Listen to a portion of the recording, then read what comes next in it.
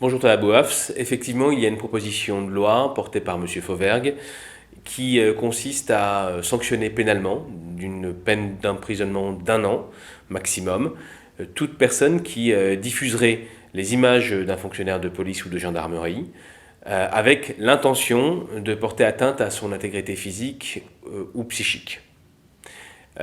Cette infraction, il faut bien le comprendre, elle pourra faire poursuivre n'importe qui devant un tribunal. Pas uniquement les personnes qui auront cette intention. Parce que le procureur de la République va probablement tenter de faire poursuivre des journalistes qui filmeront et diffuseront des images de fonctionnaires de police, des avocats qui, lors d'appels à témoins dans le cadre de violences policières, ce que l'on fait habituellement, par exemple, c'est ce que nous avons utilisé pour obtenir la vérité dans le dossier de Madame Geneviève Leguet à Nice, ou bien dans le décès dramatique de Cédric Chouviat à Paris. Lorsqu'un avocat fait un appel à témoins et qu'il diffuse des images de policiers pour avoir des témoignages, il pourra être poursuivi par un procureur de la République devant un tribunal correctionnel et pourra risquer d'être emprisonné. Bien évidemment, son intention n'est pas de porter atteinte à l'intégrité physique ou psychique du policier. Mais il suffit qu'une personne se retrouve devant le tribunal pour qu'il y ait un aléa judiciaire. En plus, il suffit qu'un policier aille chercher devant un médecin des UMJ, c'est-à-dire des unités médico-judiciaires, un certificat disant qu'il a été atteint lui-même psychiquement par cette diffusion pour qu'il y ait un vrai risque de condamnation, soit d'un journaliste, soit d'un avocat, soit de n'importe quelle personne sur un réseau social. Être poursuivi devant un tribunal, c'est très lourd. Ça implique de payer des frais d'avocat, ça implique de préparer pendant très longtemps sa défense, avant d'être poursuivi, avant d'avoir une audience devant un tribunal.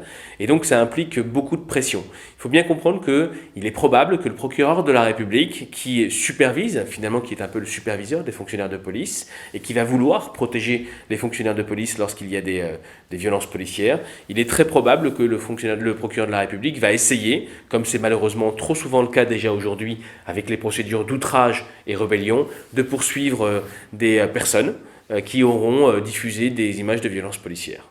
C'est une demande récurrente des fonctionnaires des syndicats de police que de voir cette interdiction inscrite dans le code pénal.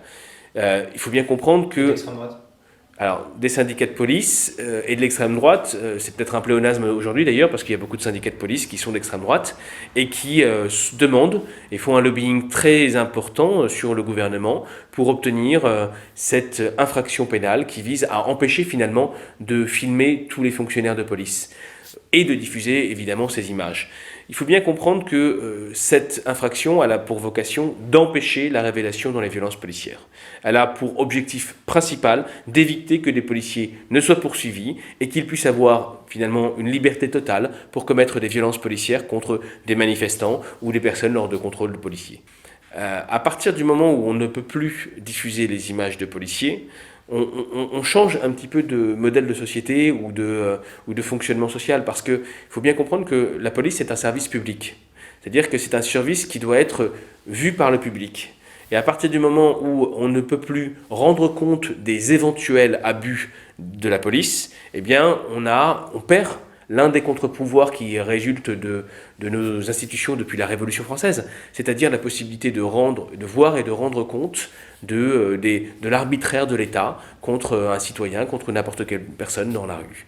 Et c'est dramatique parce que, effectivement, c'est toute la philosophie des Lumières, celle qui a vu aussi la naissance des journalistes qui sont l'une des principales cibles de ce texte, puisque ce sont les journalistes qui vont être principalement visés en ayant filmé et diffusé ces images. Mais je pense que tout le monde doit être opposé à cet article, d'abord parce que l'objectif, encore une fois, de cet article, c'est de pouvoir voir sans être vu. Ça veut dire que la police veut voir les citoyens. C'est l'idéal de la surveillance généralisée, c'est l'absence totale de vie privée, y compris dans la rue, sans pouvoir être vu commettre des abus. Et comment se mobiliser ? Alors, nous avons plusieurs actions en cours. Des actions visant à sensibiliser tous ceux qui sont sur les réseaux sociaux ou n'importe quelle personne qui pourrait regarder ces actions. La première action, c'est des vidéos qui vont bientôt être diffusées, des vidéos de victimes de violences policières qui n'auraient jamais été reconnues dans leur qualité de victime s'il n'y avait pas eu des vidéos qui avaient été diffusées sur les réseaux sociaux, des vidéos qui comportaient notamment des images de fonctionnaires de police. Concrètement, c'est le fait de faire circuler ces vidéos où l'on voit ces victimes qui ne seraient pas considérées comme victimes par la justice, qui peut être déjà un moyen d'action. Faire savoir au public qui ne sait pas quelle est l'importance et la gravité de cet article, de cette proposition de loi.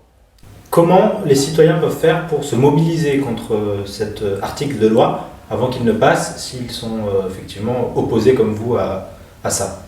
Alors, relayer au maximum. Vous allez voir une véritable campagne de communication contre cette proposition de loi qui va advenir bientôt sur les réseaux sociaux. Il faut la relayer au maximum et il faut discuter avec tous les journalistes, discuter avec votre voisin, discuter avec n'importe qui pour que chacun comprenne que cet article est d'une gravité absolue et est une entaille profonde dans ce qu'il nous reste de l'état de droit. #filmer est un droit.